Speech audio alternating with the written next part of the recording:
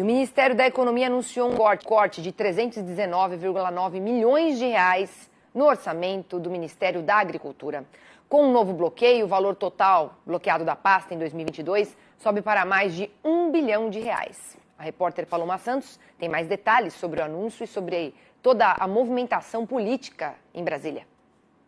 O bloqueio de 5,7 bilhões de reais em verbas do orçamento desse ano, anunciado pelo Ministério da Economia na semana passada, atingiu também o Ministério da Agricultura. O objetivo da medida é cumprir o teto de gastos que limita as despesas da União à inflação do ano anterior.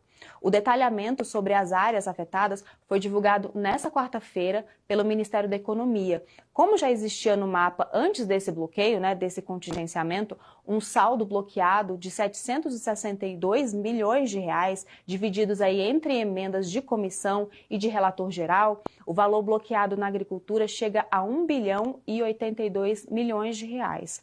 E ainda falando sobre economia, em meio às especulações aí sobre o nome do futuro ministro da Fazenda, o ex-ministro e integrante do Grupo Técnico de Economia, Nelson Barbosa, afirmou nesta quarta-feira que a equipe do presidente eleito estuda dividir em 3 o Ministério da Economia.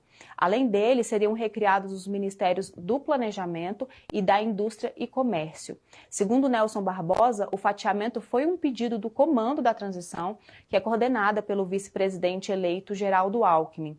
Em relação ao GT da Agricultura, nós tentamos contato com vários integrantes do grupo essa semana para saber sobre o que aconteceu na reunião que teve essa semana, mas ninguém quis comentar a respeito. Praticamente todos os grupos técnicos entregaram ontem relatórios preliminares com um diagnóstico de cada setor. Até o dia 2 de dezembro, eles devem entregar um relatório conclusivo a Geraldo Alckmin. E ainda falando sobre transição, a chamada PEC da transição, aí há menos de um mês para o fim das atividades legislativas desse ano, de 2022, o documento deve ser discutido na próxima semana na Comissão de Constituição e Justiça, a CCJ, em regime de urgência. Se aprovada, a PEC vai para votação no plenário.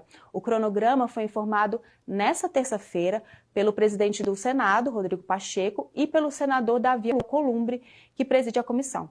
A expectativa de Rodrigo Pacheco é que a conclusão da tramitação no Senado aconteça na próxima semana. E aí ela vai seguir para apreciação na Câmara dos Deputados.